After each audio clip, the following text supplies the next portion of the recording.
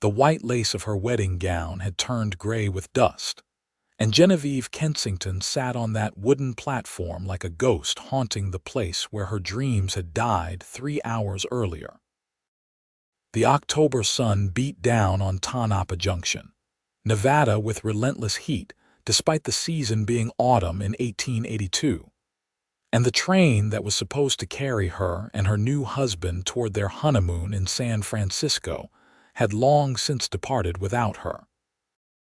She stared at the empty tracks stretching endlessly into the desert horizon, her veil pooling around her shoulders like a shroud of broken promises. The telegram clutched in her gloved hand had said everything she needed to know.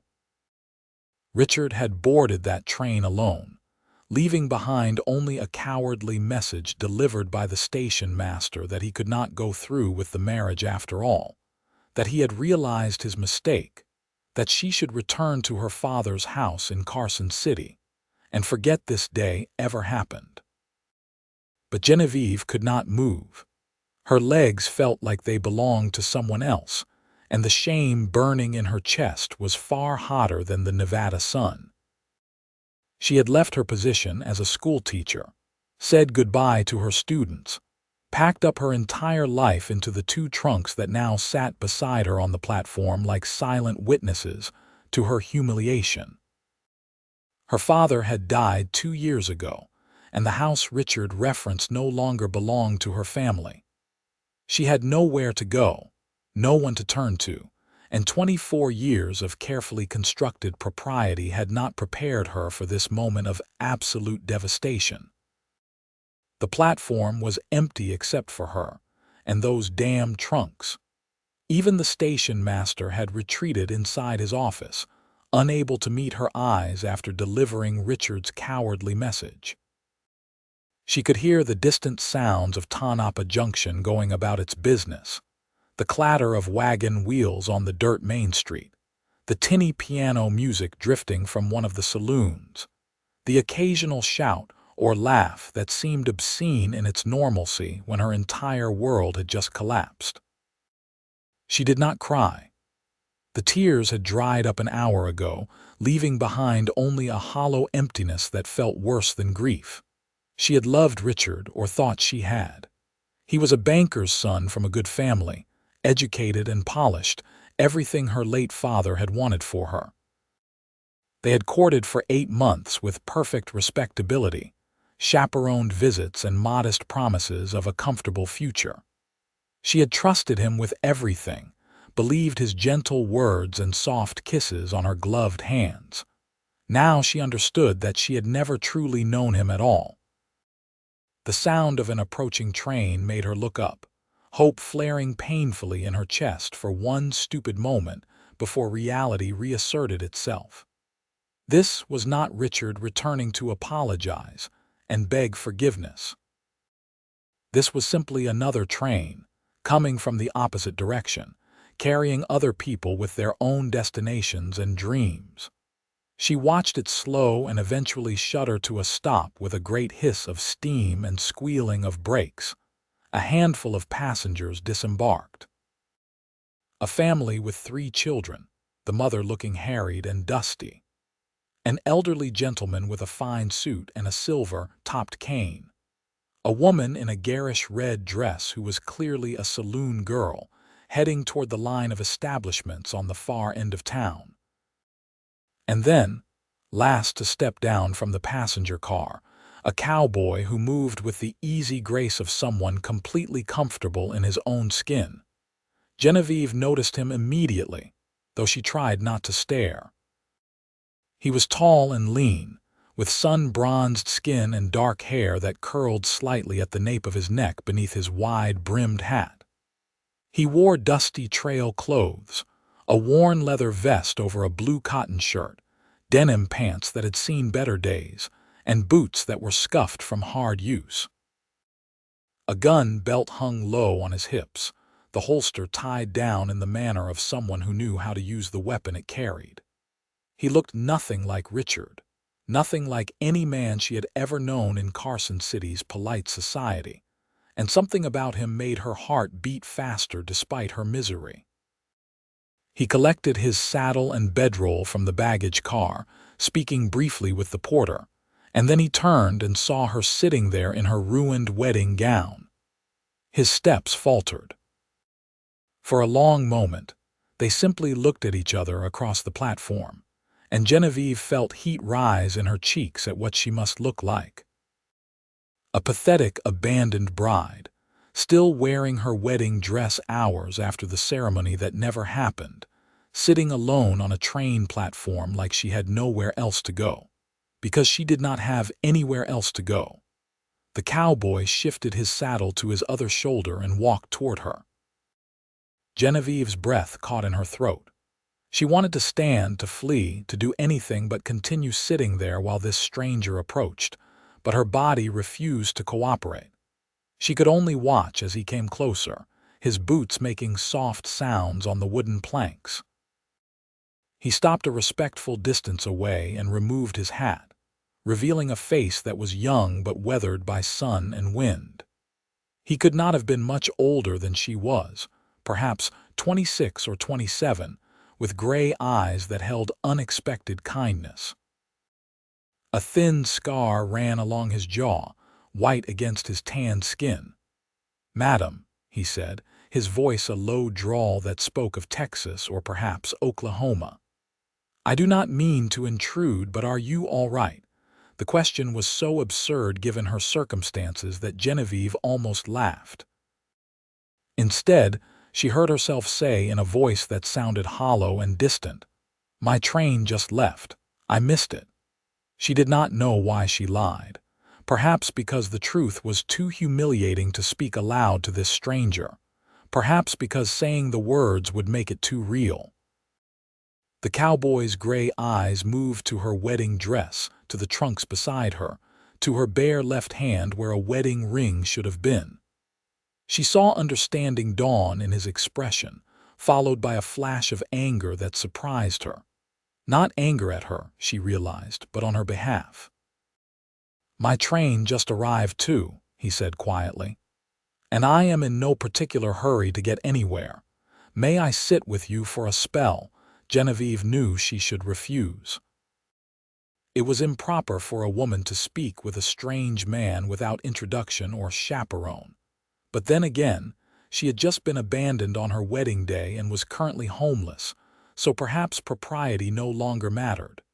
She nodded, not trusting her voice. The cowboy set down his saddle and bedroll and sat on the bench beside her, careful to maintain a proper distance. He settled his hat on his knee and looked out at the desert landscape stretching beyond the tracks. "My name is Travis Xerxes," he said. "Folks mostly call me Travis." "Genevieve Kensington," she replied automatically. Then, because honesty seemed to matter in this strange moment, she added, "I was supposed to be Genevieve Thornton as of this morning, but the groom changed his mind." Travis turned to look at her, and the fury in his eyes made her breath catch. "He left you here. Alone. He left me everywhere," Genevieve said, and now the words were spilling out like water from a broken dam. "He got on the train to San Francisco without me. He sent the station master with a telegram saying he realized he made a mistake and I should go home, except I have no home to go to anymore. My father died 2 years ago and his debts took the house. I gave up my teaching position in Carson City because Richard said we would be moving to San Francisco after the wedding. I have $47 to my name and 2 trunks of belongings and nowhere to sleep tonight." She stopped talking abruptly, horrified at herself for revealing so much to a complete stranger. But Travis did not look shocked or judgmental. He looked like he wanted to track Richard down and introduce him to violence, which should have frightened Genevieve, but instead made something warm unfurl in her chest. "What kind of man abandons a woman on her wedding day?" Travis said, his voice tight with controlled rage. "What kind of coward does not even have the decency to tell her to her face?" "Apparently the kind I was going to marry," Genevieve said bitterly. She looked down at the telegram still clutched in her hand and deliberately let it go, watching as the desert wind caught it and sent it skittering across the platform. "I was such a fool." "No," Travis said firmly. "He was the fool. Any man who would give you up is either blind or stupid or both." The certainty in his voice made Genevieve's throat tight. She blinked rapidly, refusing to cry in front of this stranger, this cowboy named Travis Xerxes with his kind eyes and his righteous anger on her behalf. "You do not know me," she whispered. Perhaps he saw something in me that was not worth keeping. "I have been sitting here for 2 minutes, and I can already tell that is the biggest lie ever spoken in Nevada," Travis said. He turned to face her more fully, his expression intense. "Listen to me, Genevieve Kensington. I do not know what happened or why that man left you here, but I do know it was not because you were not worth keeping. Some people are just too scared to hold onto good things when they have them." Genevieve stared at him, at this stranger who had appeared out of nowhere and was saying all the things she desperately needed to hear. "Why are you being kind to me?" Travis was quiet for a moment, his gaze distant. "Because 6 months ago, my father died and left me the ranch he spent 30 years building outside a town called Silver Springs, about 40 miles north of here. And because 4 months ago, the woman I thought I was going to marry told me she could not live on a ranch in the middle of nowhere, that she was moving to Denver with a mining executive who could give her fine dresses and a house with indoor plumbing. And because I sat alone for a long time after that, feeling like maybe I was not enough, and I wish someone had told me then what I am telling you now." "What is that?" Genevieve asked softly.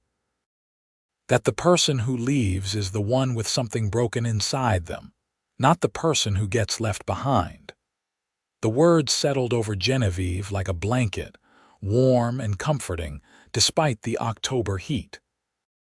She found herself studying Travis more closely, seeing past the cowboy exterior to the man underneath. He had been hurt too. He understood what this felt like.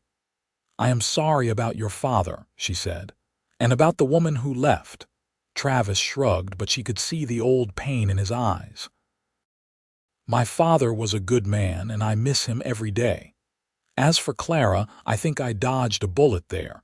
If she could not see the value in what we could have built together, then she was not the right partner for me. It still must have hurt.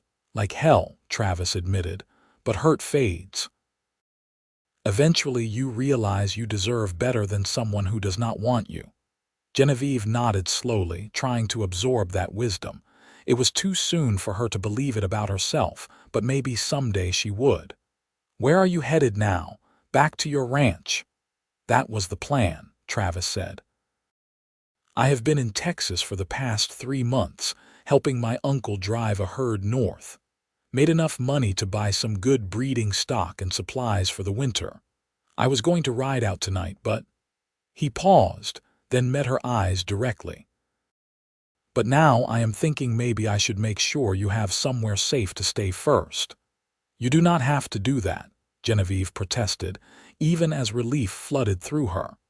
"I can find a hotel or boarding house." "In a wedding dress with no husband," Travis shook his head. "No offense to Tonopah Junction, but this is a rough mining town. A woman alone, especially dressed like that, is going to attract the wrong kind of attention. Let me at least help you get settled somewhere respectable." Genevieve wanted to argue, wanted to prove she could take care of herself, but the truth was she had no idea how to navigate this situation. She had been raised to be a proper young lady, educated and refined, prepared to be a good wife and mother. None of her training had covered what to do when you were abandoned on your wedding day in a Nevada mining town with less than $50 to your name. "All right," she said quietly. "Thank you." Travis stood and offered her his hand.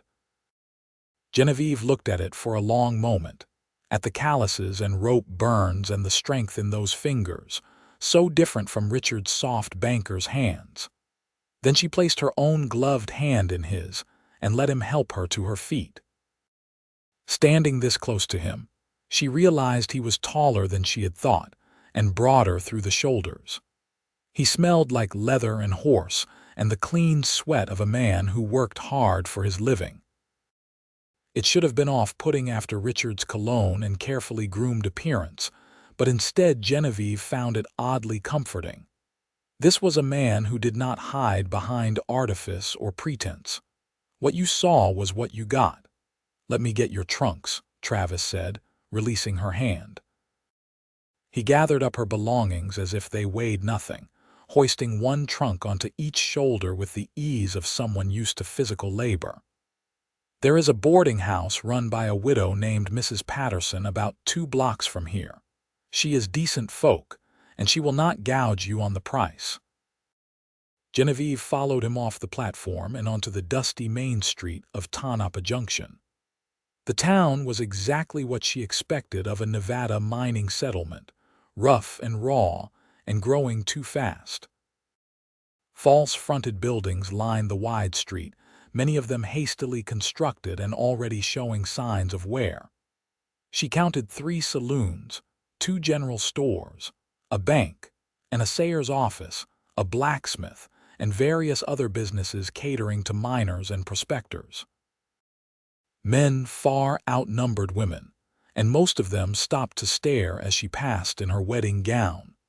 Genevieve kept her eyes forward and tried to ignore the comments that drifted her way. Travis stayed close beside her, and she noticed how the men who looked too long or seemed inclined to say something inappropriate suddenly thought better of it when they saw the cowboy walking with her. He did not say anything or make any threatening gestures, but there was something in his bearing that warned people not to cross him. Mrs. Patterson's boarding house was a 2-story structure that looked slightly more substantial than its neighbors, painted white with green shutters and a small garden struggling to survive in the desert climate. Travis knocked on the door, and a moment later it was opened by a woman in her 50s with graying hair pulled back in a severe bun and sharp blue eyes that missed nothing.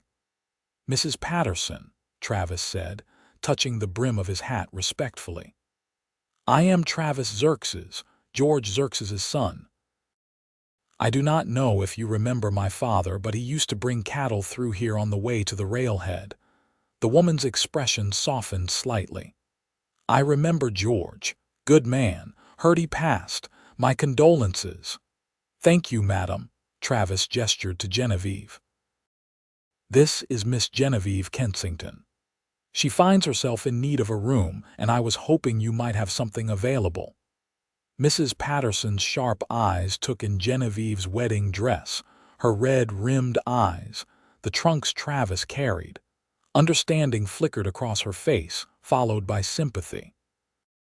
"Come in," she said, stepping aside. "Both of you." The interior of the boarding house was clean and simply furnished, with lace curtains on the windows and the smell of bread baking. Mrs. Patterson led them to a small sitting room and gestured for Genevieve to sit. Travis set down the trunks and remained standing, hat in his hands. "I will not pry into your business, dear," Mrs. Patterson said to Genevieve, "but I need to know if you can pay for a room and how long you will be needing it." "I can pay," Genevieve said, fighting to keep her voice steady. "I have some money. I am not sure how long I will need the room. I need to find employment, perhaps another teaching position, but that might take some time. I have a room available at $2 a week, which includes breakfast and dinner," Mrs. Patterson said. "Laundry is extra. No men allowed upstairs, no drinking, no disturbing the other boarders. Church on Sunday is encouraged but not required. $2 a week."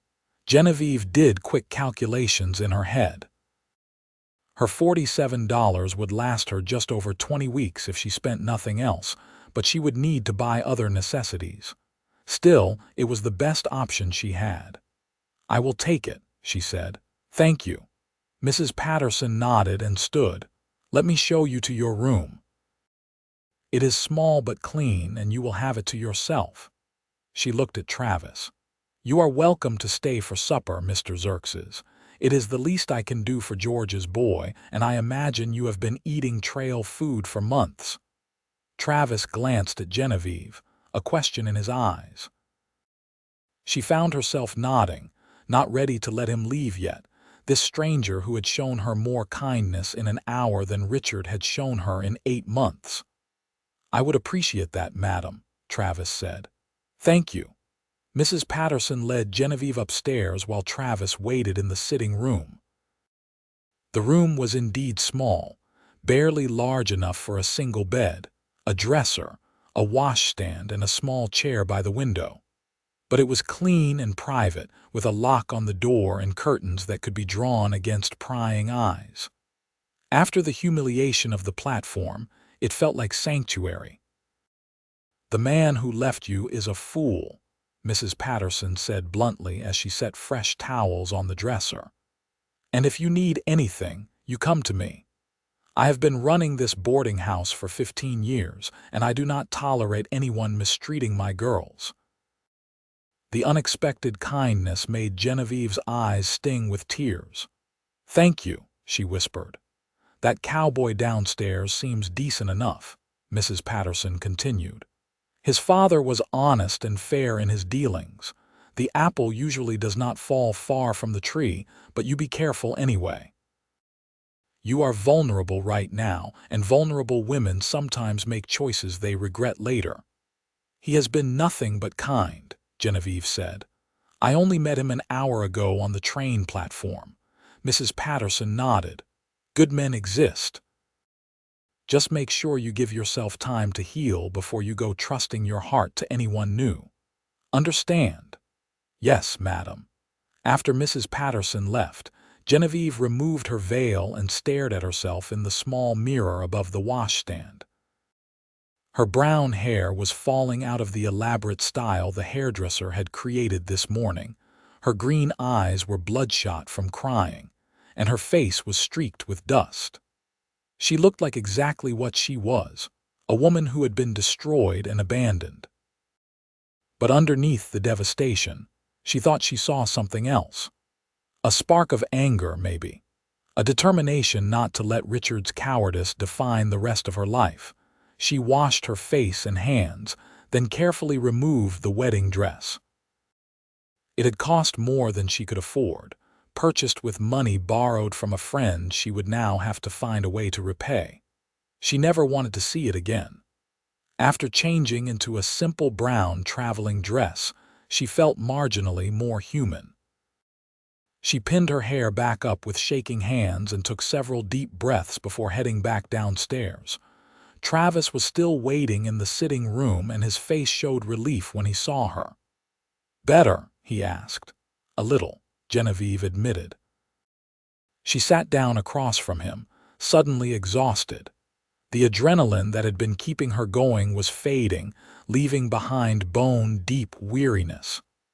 "Mrs. Patterson said supper will be ready in about an hour," Travis said. "She is making pot roast.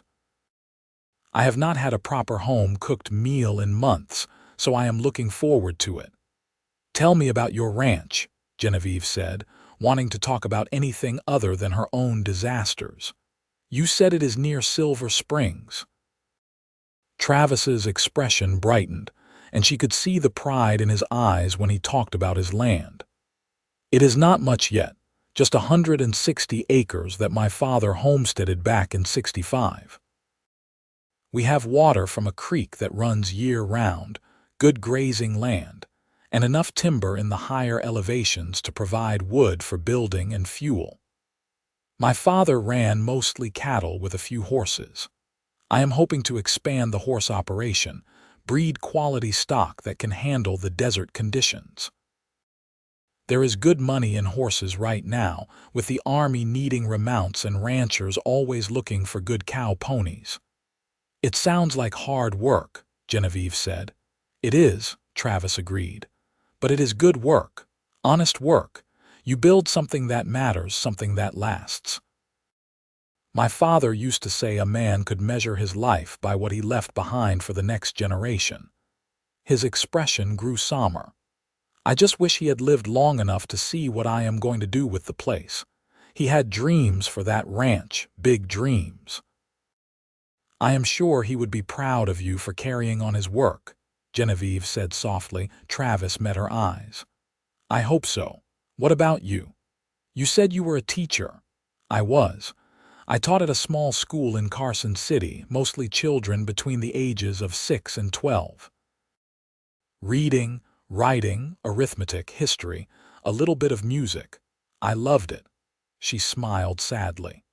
Richard thought teaching was beneath me, that as his wife I would not need to work. I should have seen that as a warning sign. A man who does not respect what brings you joy is not a man worth marrying. No, he is not, Travis said firmly.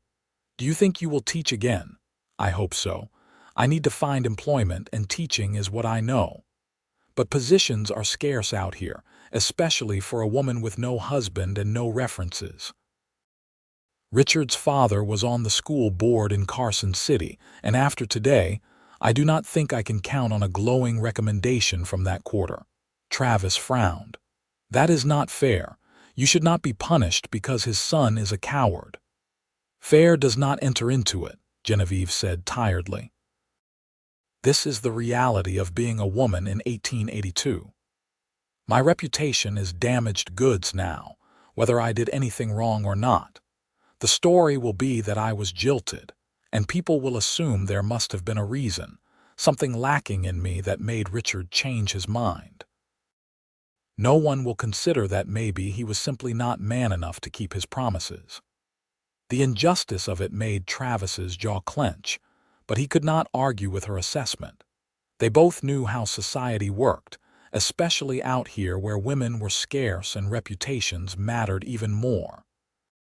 A woman alone was always suspect, always vulnerable to gossip and insinuation. So what will you do? He asked. I honestly do not know, Genevieve admitted. Find work if I can. Perhaps as a seamstress or a clerk if teaching positions are not available. Save money. Try to build a new life from the wreckage of this one. She laughed humorlessly. It is not much of a plan. It is a plan that involves not giving up, Travis said.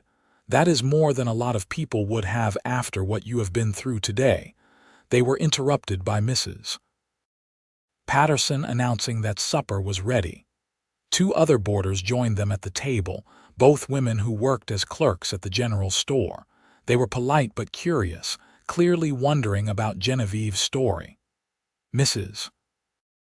Patterson shut down their questions with a stern look, and the conversation turned to safer topics like the weather and the latest news from the mining claims. The pot roast was delicious, tender and savory with vegetables and gravy, and Genevieve realized she had not eaten since a few bites of toast at breakfast, hours before the wedding that never was. She forced herself to eat slowly, to maintain proper manners even though her body wanted to devour everything in sight. Travis ate with the efficient manner of a man used to refueling quickly, but she noticed he had good table manners for a cowboy. He thanked Mrs. Patterson profusely for the meal and insisted on helping clear the dishes, which made the older woman smile. After supper, Travis walked Genevieve out to the small front porch. The sun was setting, painting the desert sky in shades of orange and purple. The temperature was finally dropping, and the evening air felt blessedly cool after the heat of the day. I should head out, Travis said reluctantly. I need to buy a horse and some supplies before the stores close, and it is a 4-hour ride to the ranch even in daylight. You are riding out tonight? Genevieve asked, surprised. I've been gone 3 months.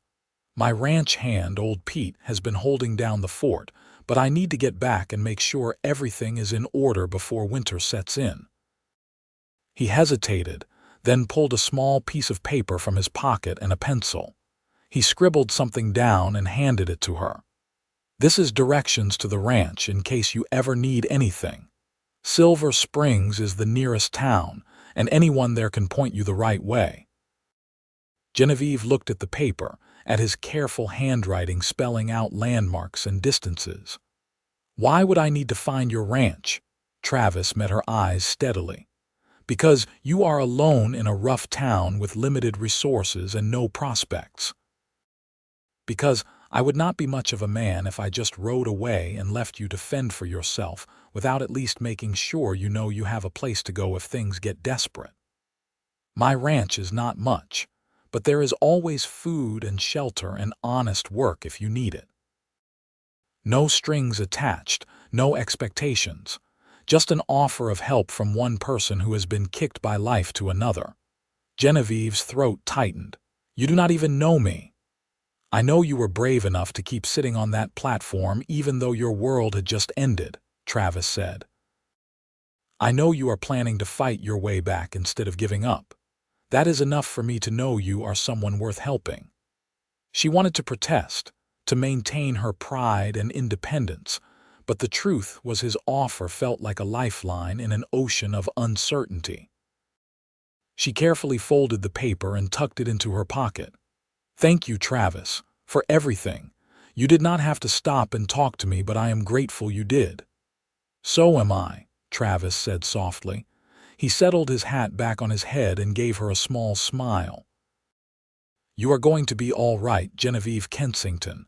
Maybe not today or tomorrow, but eventually. You are stronger than you think. I hope you are right." "I am always right," Travis said with a hint of humor. "Ask anyone who knows me. Well, do not ask my uncle or Pete. Or my late father, actually, but trust me on this one." Despite everything, Genevieve found herself smiling. "Go home to your ranch, Travis Xerxes, and thank you again." She watched from the porch as he walked away into the growing darkness, his long stride eating up the distance.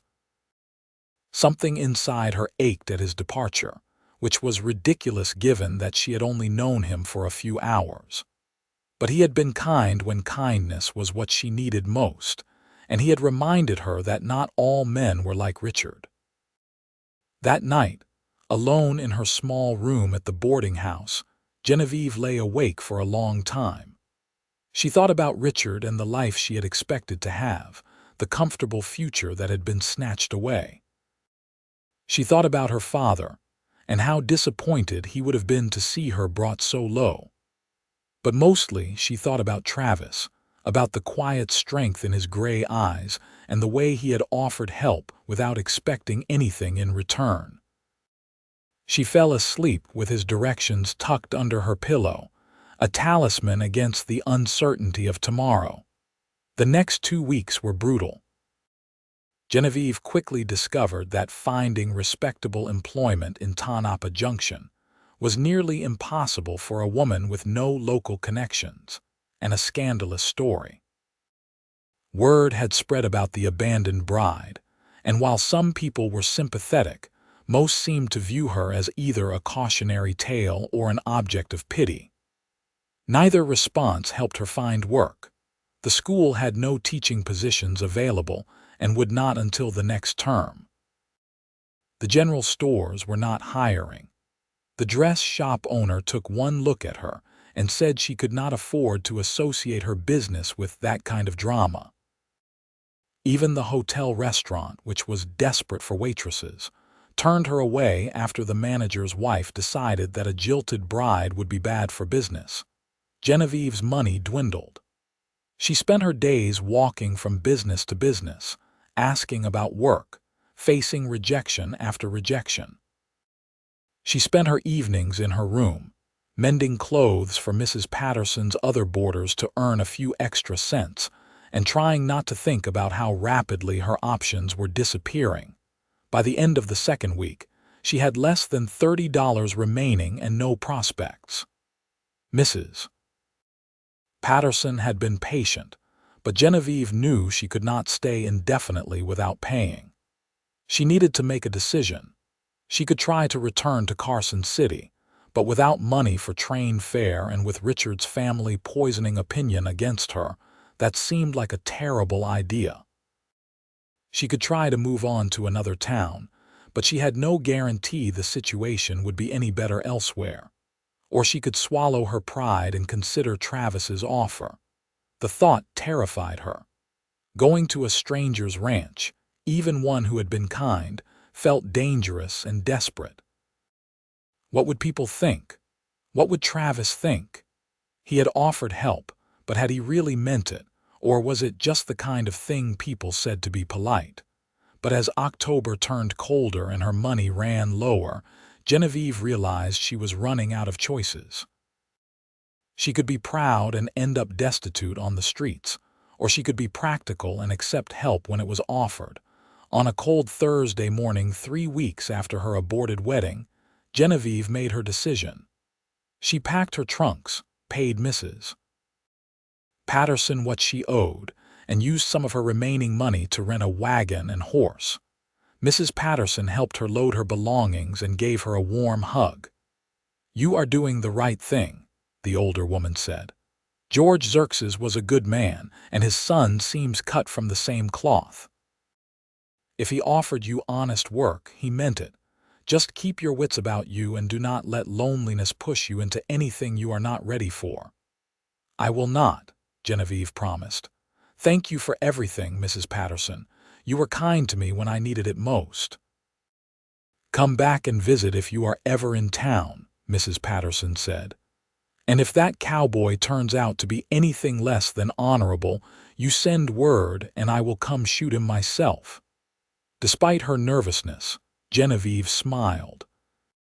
She climbed onto the wagon seat, took the reins in her inexperienced hands, and started the journey north toward Silver Springs and Travis's ranch.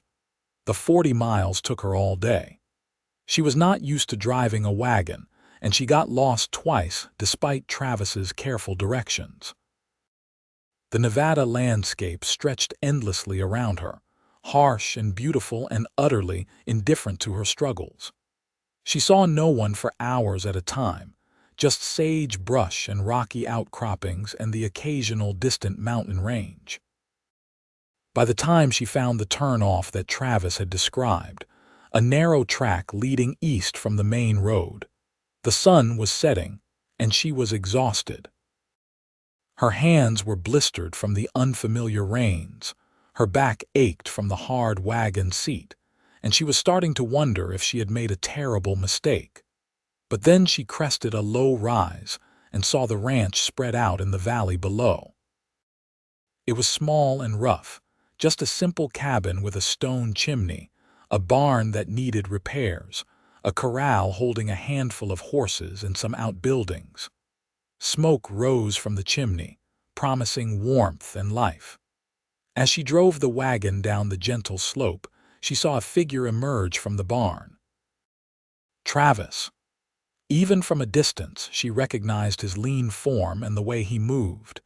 He stood very still for a moment, staring at her approaching wagon as if he could not quite believe what he was seeing. Then he was striding toward her, his long legs covering the ground quickly. Genevieve pulled the wagon to a stop in front of the cabin. Her hands were shaking as she set the brake. Travis reached the wagon and looked up at her, his gray eyes wide with surprise.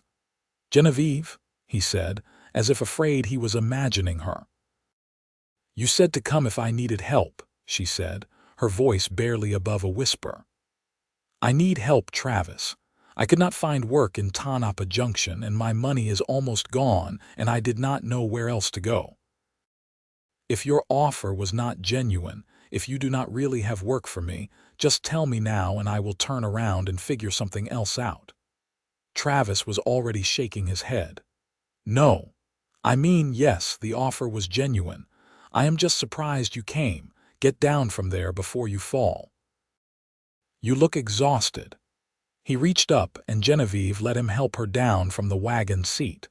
Her legs nearly buckled when her feet hit the ground, stiff from hours of sitting. Travis steadied her with hands on her elbows, and she found herself standing far too close to him, close enough to see the concern in his eyes and the dust on his shirt. "I am sorry to just show up like this," she said. "I should have sent word or—" "Stop apologizing," Travis said firmly. You have nothing to apologize for. I am glad you came. I mean that. An older man emerged from the cabin, bow-legged and grizzled with a white beard and suspicious eyes. Who is this? He demanded. Pete, this is Genevieve Kensington, Travis said. She is the woman I told you about from Tonopah Junction. Genevieve, this is Pete Wilson, my ranch hand and the man who kept this place running while I was in Texas. Pete's expression softened slightly. The abandoned bride. Travis could not stop talking about you. Glad you made it safe.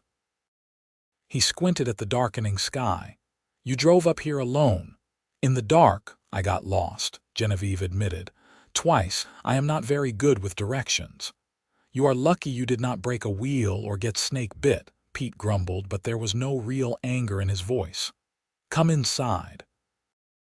You look half dead. Travis, get her things. I will put coffee on.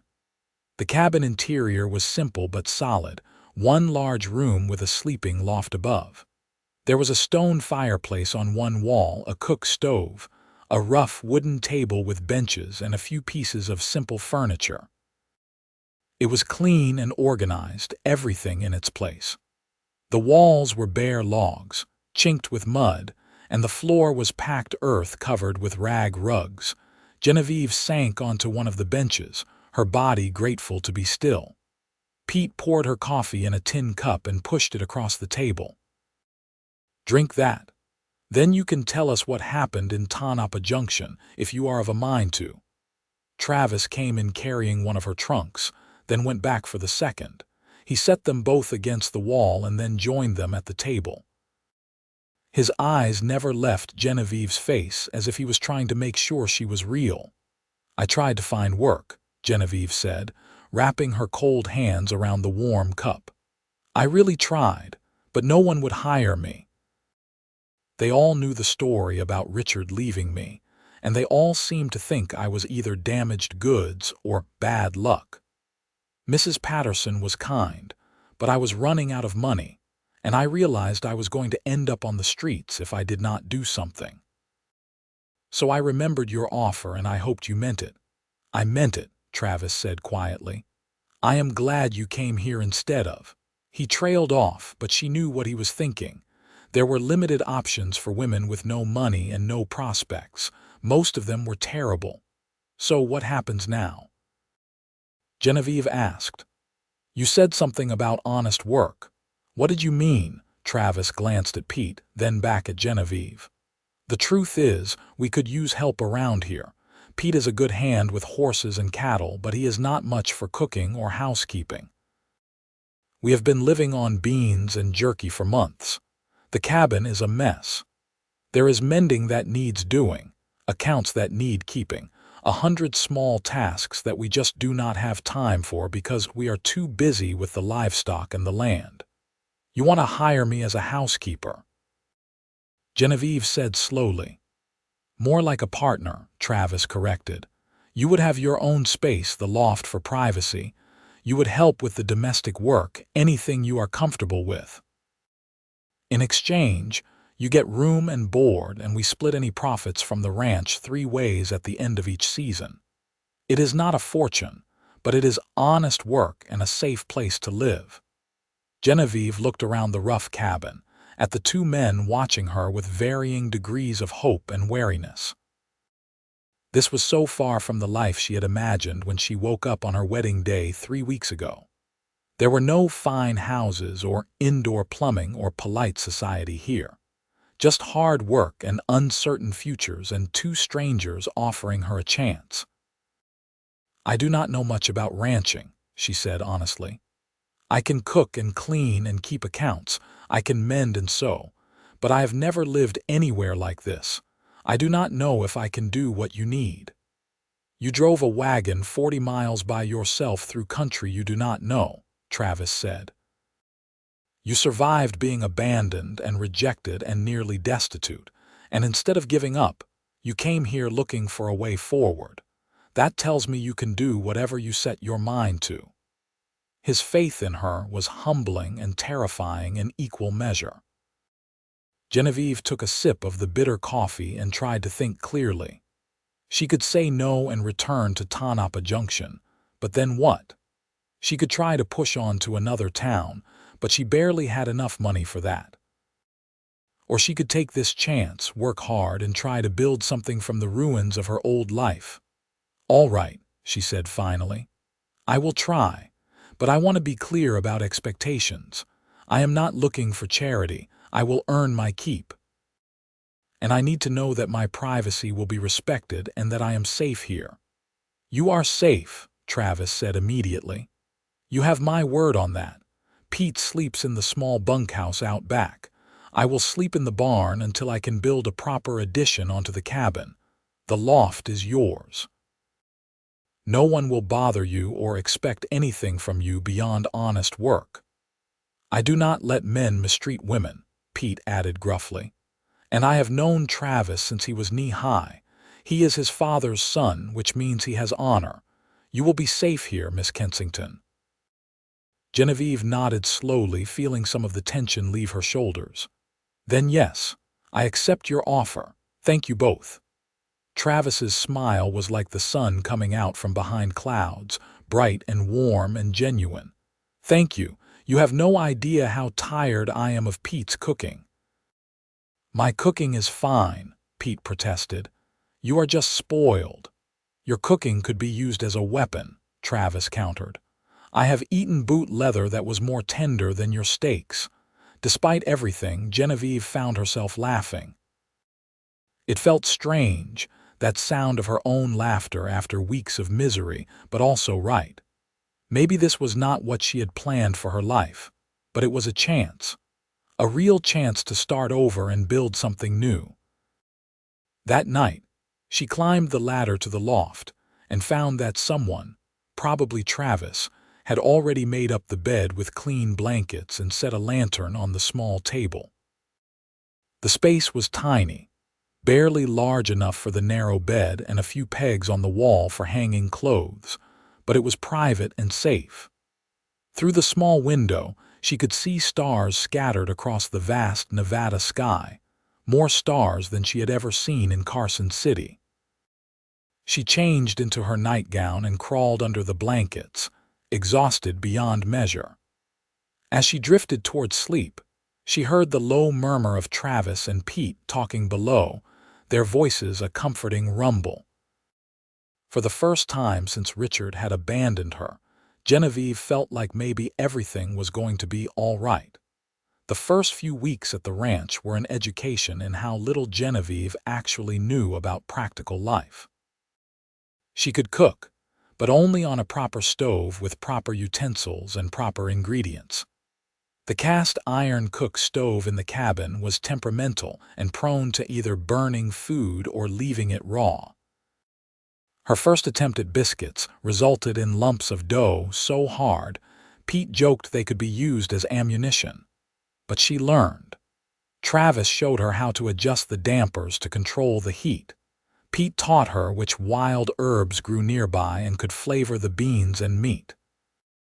She experimented with recipes, adapting the dishes she knew to the limited supplies available.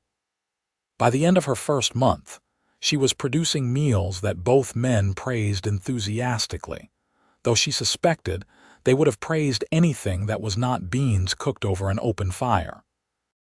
She also learned about the rhythms of ranch life. Travis and Pete were up before dawn every day, feeding animals and checking fences, and doing the endless work required to keep the operation running.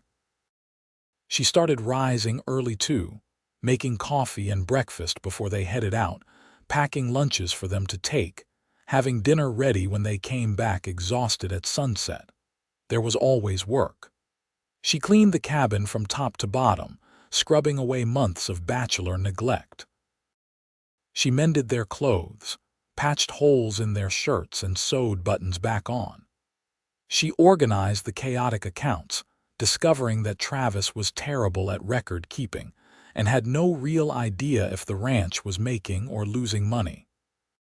She set up a proper ledger and started tracking expenses and income, determining that they were barely breaking even but had potential if they were careful. And slowly, without quite meaning to, she started to feel at home. The cabin became familiar. The sound of Travis and Pete arguing good-naturedly about the best way to break a horse became comforting. The vast silence of the Nevada landscape, which had seemed so foreign at first, began to feel peaceful rather than lonely. Travis was unfailingly kind and respectful. He treated her like a valued partner, asking her opinion on decisions and listening when she offered suggestions. He never made her feel like a servant or an obligation. When she struggled with something, he was patient in teaching her. When she succeeded, he was generous with praise. Genevieve found herself watching him more than she should. The way he moved with unconscious grace, comfortable in his own skin. The way he gentled skittish horses with quiet words and steady hands. The way his face lit up when he talked about his plans for the ranch, the dreams his father had passed down to him. He was nothing like Richard, nothing like any man she had ever known, and she was starting to realize that was exactly what made him special. She tried to ignore the feelings growing in her chest. It was too soon. She was still healing from Richard's betrayal, still learning who she was outside of being someone's intended bride. And Travis had offered her work and shelter, not romance. The last thing she wanted was to complicate the arrangement by developing inappropriate feelings for her employer. But her heart did not seem to care about logic or propriety.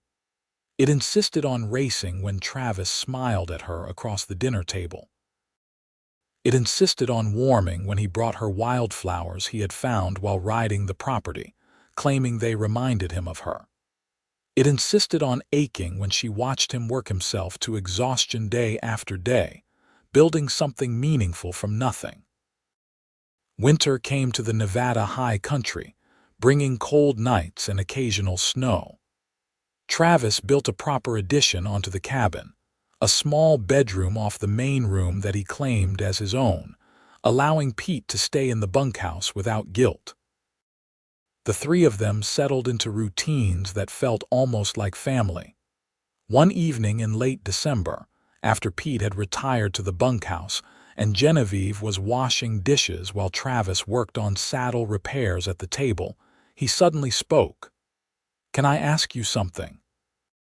Genevieve looked over her shoulder. "Of course."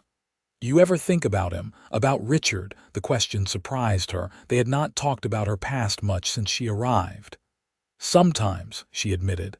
"Not as much as I used to. Mostly I think about how different my life would have been if he had not left me on that platform. And then I realize it probably would have been miserable, married to a man who did not truly want me, living a lie." Travis nodded slowly. "Do you think you will ever be able to trust someone again?" After what he did, Genevieve dried her hands on a towel and turned to face him fully. "I think I already do trust someone again. I trust you, Travis. You have given me no reason not to." His gray eyes met hers, intense and searching. "I am glad. Because I need to tell you something, and I do not want you to think I am taking advantage of the situation or expecting anything from you." Her heart started beating faster. "What is it?" Travis set down the piece of leather he had been working on and stood.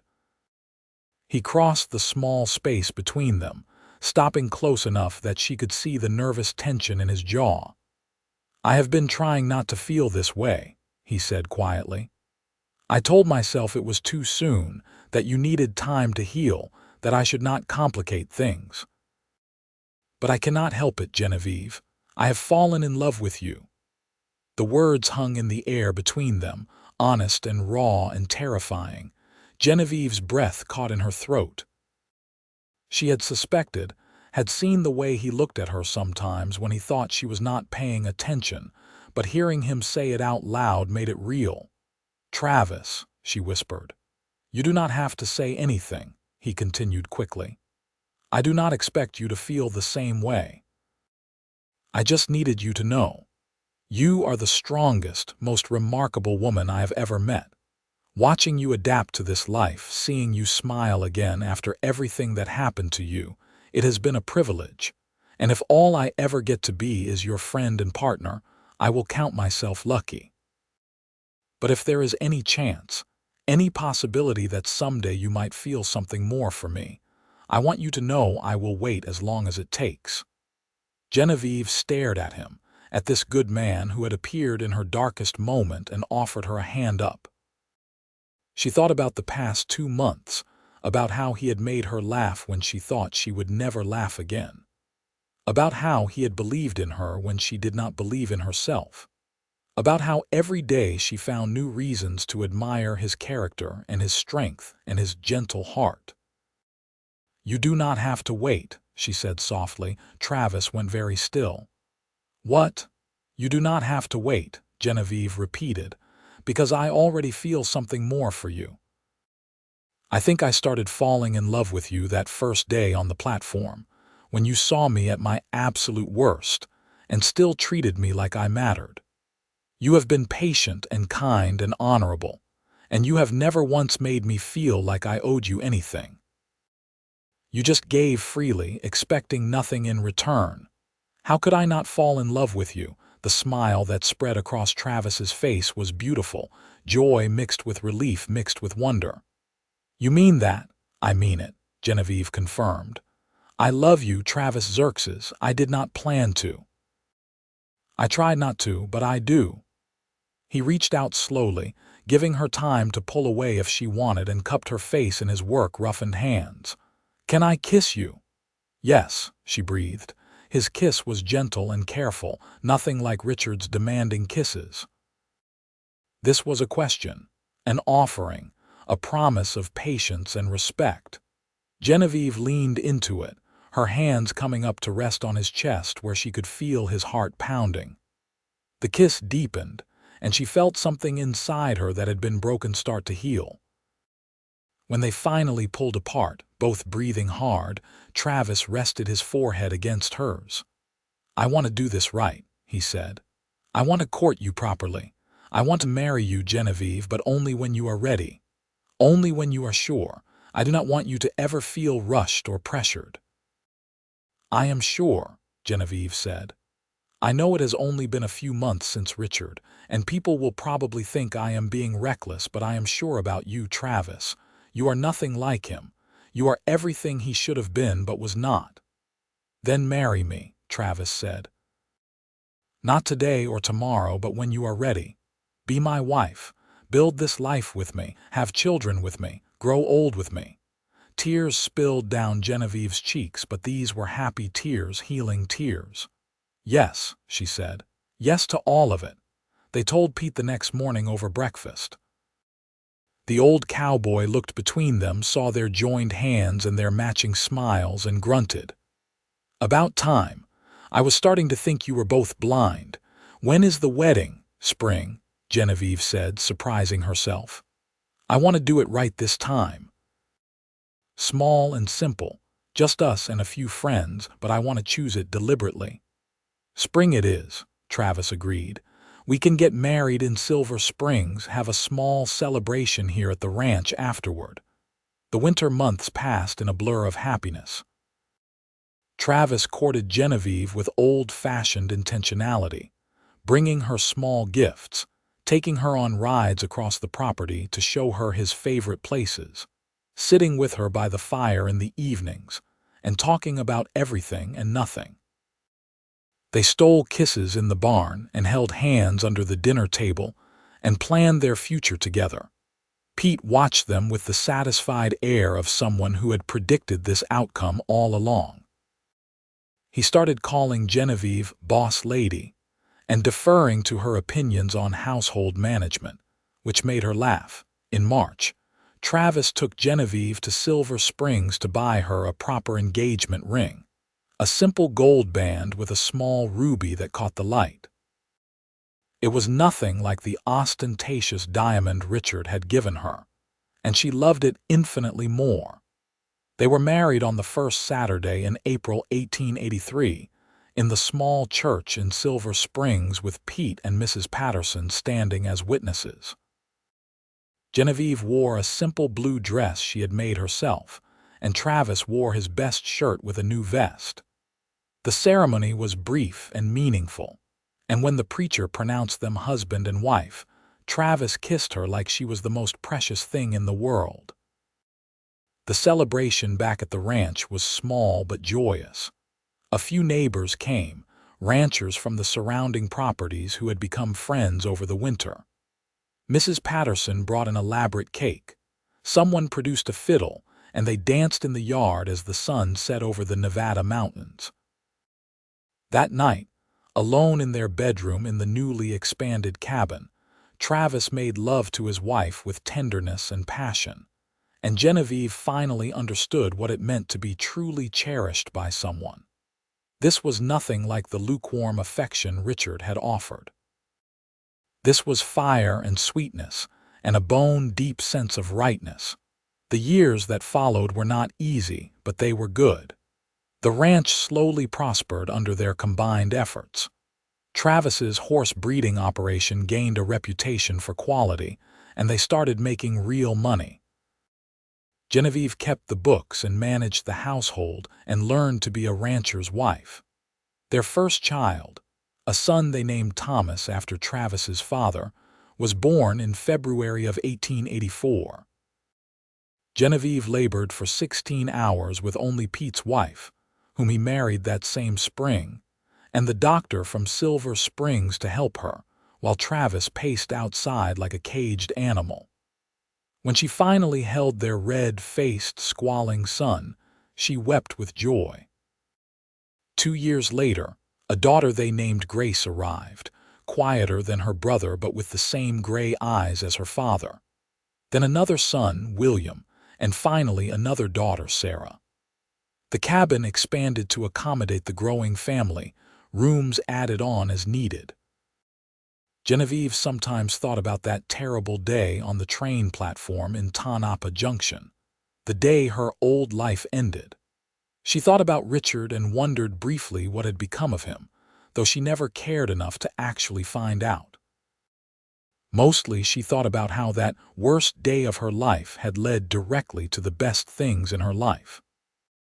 One evening when she was 38 years old, sitting on the porch of their now substantial ranch house and watching their 4 children play in the yard while Travis worked with a young horse in the corral, she felt overwhelmingly grateful for every choice that had brought her to this moment.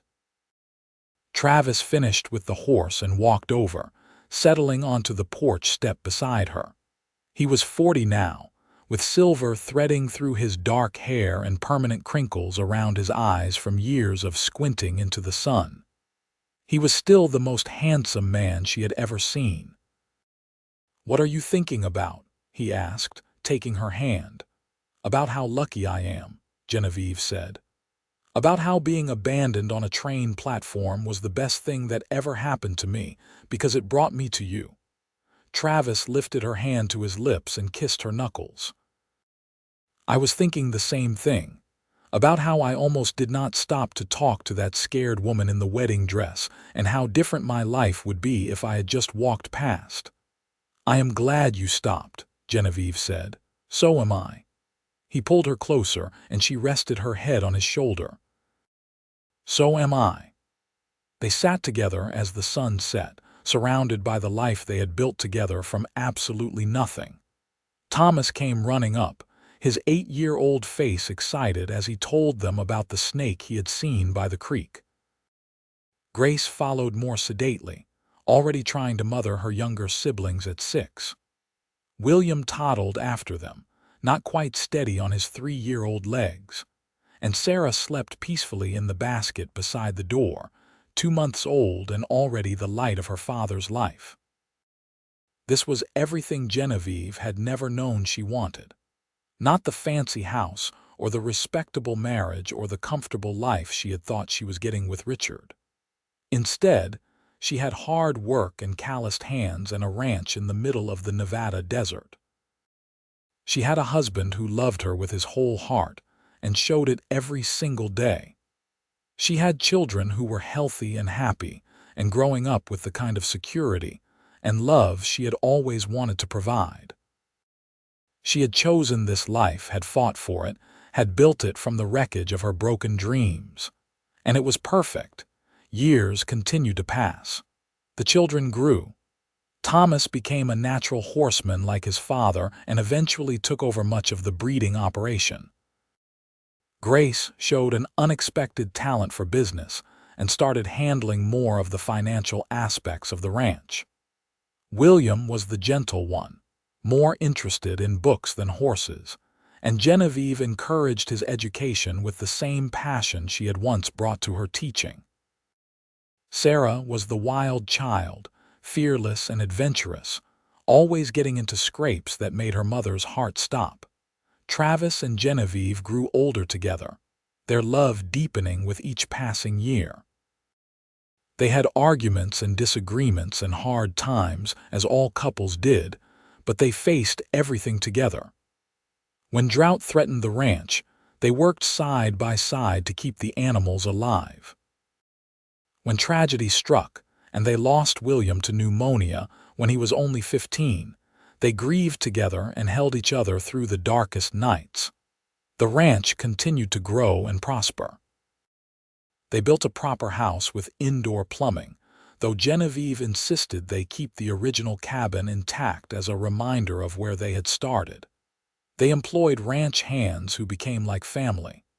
They helped their neighbors and were helped in turn. Thomas married a rancher's daughter from Silver Springs and gave them 3 grandchildren. Grace married a businessman from Carson City and moved to the city, though she came home often to visit. Sarah, true to her wild nature, married a cavalry officer and moved to Arizona, sending long letters full of adventures.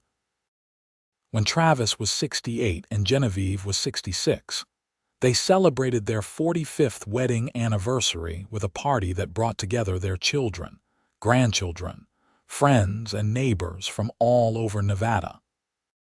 It was loud and chaotic and wonderful, exactly the kind of celebration they had always preferred.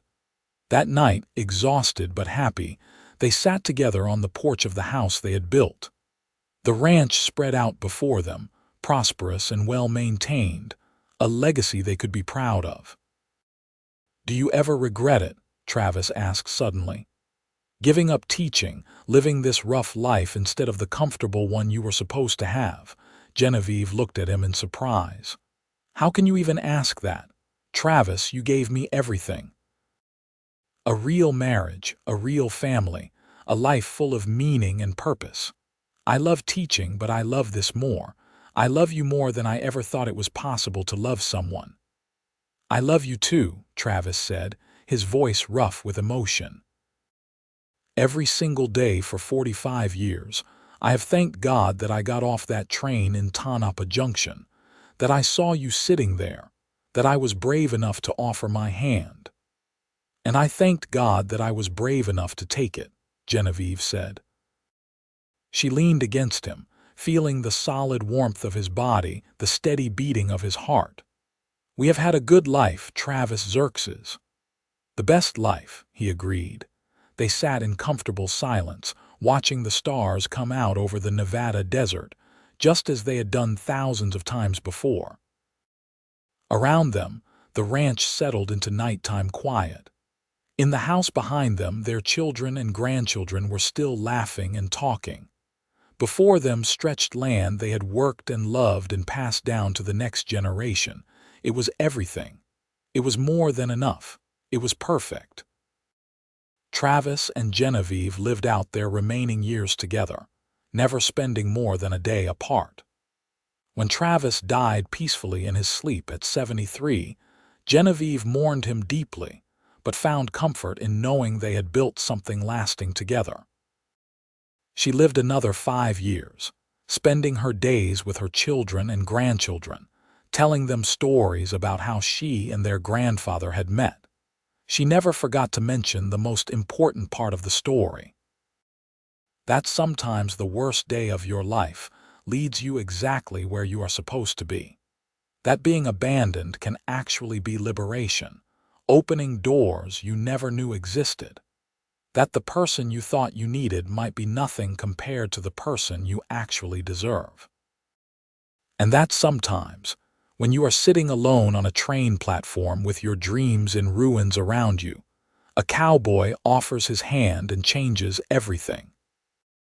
When Genevieve finally passed away peacefully at 71, surrounded by the family she and Travis had created, her last thoughts were of that October day in Tonopah Junction, of sitting in her wedding dress with nowhere to go, of a gray-eyed cowboy who saw past the disaster to the woman underneath, of a simple offer that became the foundation of everything good in her life.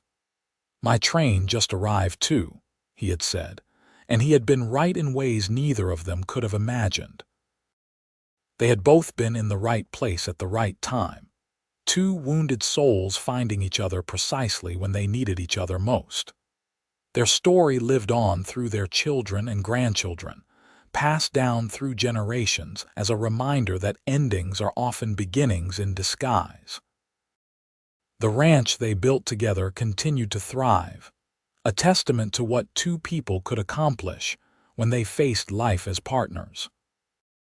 And if sometimes, on quiet Nevada evenings, visitors to that ranch reported seeing two figures sitting together on the old porch, holding hands and watching the sunset, no one was really surprised.